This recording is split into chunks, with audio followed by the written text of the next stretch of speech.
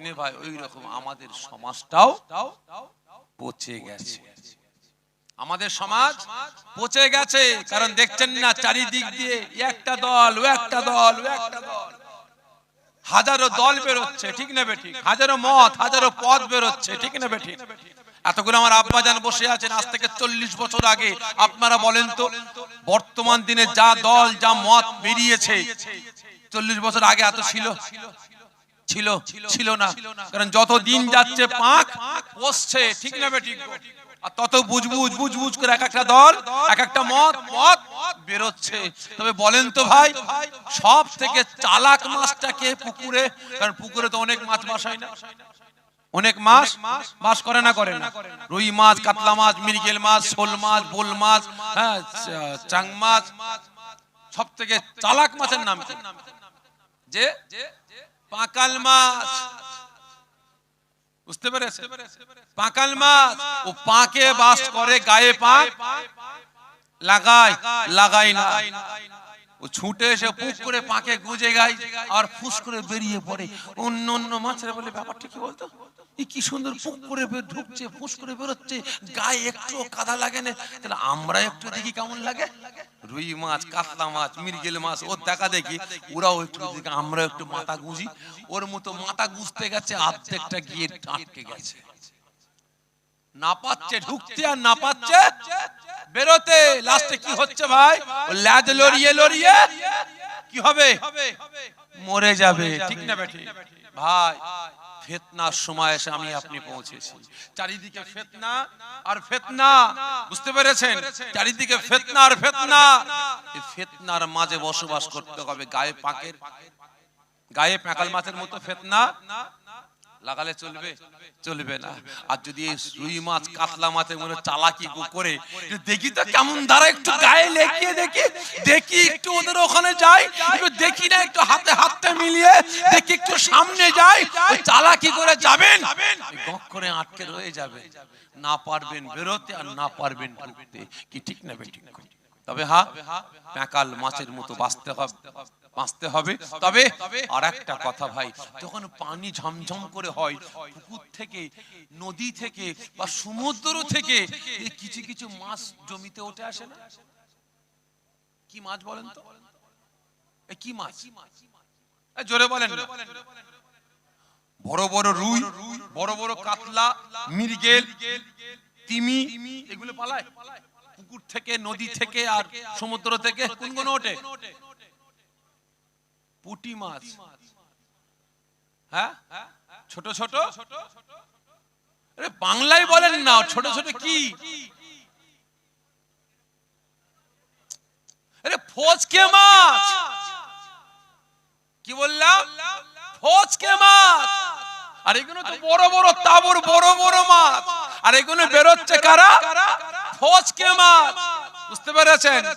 ওই লিলি করে উপরে উঠে পানির তোর থেকে উঠে গিয়ে, আরে বড় জমি তো, একদম এই মাথা ও মাথা ছুটছে, এই ধান গাছের ঠাপাং করে গুঁতো মারছে, ওই ধান গাছের গোড়ায় ঠুকো মারছে, এর শেকড় ধরে টানছে, ওর শেকড় ধরে টানছে, এই আপনার কেচড় মুখ ধরে টানছে। এই হলো আমাদের আসল জগৎ। ও বাবা, ও ঠালায় পড়ে কখন বলেন তো? যখন পানি কমে যায়, বন্ধ হয়ে যায়, সূর্যের তাপ বাড়তে লাগে, জমির পানি কমতে লাগে, তখন নফসি করে বেটা মরে যায়, ঠিক না বেঠিক? কারণ ভাই দাদা পীরের সিলসিলা হলো দরিয়া। কি বললাম? দাদা পীরের সিলসিলা দরিয়া। এই দরিয়া থেকে যদি ভাই আমাদের মতো 2, 4, 10টা 20টা ফচকে মাছ ঢোকে বা বেরোয়, এই নিয়ে মাথা ব্যথার কোনো দরকার আছে? এই জোরে বলেন না। মাছ চাষ করছিলেন পুকুরে, ফচকে মাছগুলো বেরিয়ে গেছে বলে হায় হায় হায় সব মাছ বেরিয়ে গেল, জাল ফেলা বন্ধ করে দেবেন? এই জোরে বলেন না। আরে মাথা মুটা, ফচকে মাছ বেরিয়েছে, বড় মাছগুলো আছে, ঠিক না বেটি? কেঁদে কোনো লাভ নাই, খারাপ মনে নেবেন না। ফুরফুরা শরীফে মুরব্বীরা আছে না নাই? এই আছে না নাই? আছে। এই 2-1টা ফচকে ইদিক ওদিক করছি বলে ফুরফুরায় যাওয়া বন্ধ করে দেবেন, মুরব্বীদের সোহবতে যাওয়া বন্ধ করে দেবেন না? কারণ পুকুরে এখনো বড় এই জোরে বলেন বড় আছে। জ্ঞানী যারা বোঝে তারা শুধু ইশারা। বলার অনেক কিছু ছিল ভাই, সবসময় মাশাআল্লাহ সুসংবাদ। আজকে ইসালে সওয়াব সবরেসানির লক্ষ্যে আমার মায়েরা, বাপেরা, ভাইয়েরা, বোনেরা সকলে মিলে 15 খতম 21 পারা আল্লাহ পাকের পবিত্র বাণী কুরআন পাক তেলাওয়াত করেছেন এবং তার সাথে সাথে কলেমা শরীফ 15,000 বার তেলাওয়াত করেছেন। আল্লাহ পাক যে আশা, যে আকাঙ্ক্ষা, যে উদ্দেশ্য নিয়ে তেলাওয়াত করেছেন আল্লাহ পাক কবুল করেন। সকলে জোরে বলুন আল্লাহুম্মা আমিন, জোরে বলুন আল্লাহুম্মা আমিন। তো যাই হোক ভাইজান, সকলের কাছ থেকে বিদায় নিচ্ছি। এতক্ষণ বিভিন্ন দিক নিয়ে কথাবার্তা বললাম। আমার কথাবার্তায় কখন উচ্চ আওয়াজ, কখন নিচু আওয়াজে বলেছি। যদি কেউ মনে ব্যথা পেয়ে থাকেন, ছোট ভাই হিসাবে, ছোট ছেলে হিসাবে, আল্লাহর রাস্তায় মাফ করবেন। কি করবেন তো? ঠিক করে বলেন, মাফ করবেন তো? হ্যাঁ, ব্যথা পেয়েছেন আপনারা? ব্যথা পেয়েছেন না? তাহলে এক মুখে করকম কথা বললেন, এক মুখে করকম কথা বললেন ভাই। একবার বলছেন হ্যাঁ মাফ করবো, আবার বলছেন না ব্যথা পাইনি। তার মানে মাজাক করলাম। আপনারা আমার পীর ভাই আর আমি আপনাদের পীর ভাই। ভাই ভাই সম্পর্ক না থাকলে তবে থাকবেটা কি? কিন্তু হ্যাঁ, এই এক মুখে আবার দু কথা বেরোচ্ছে ভাই, সতর্ক থাকবেন। আমি চা খাই না, হারাম। কি বললাম?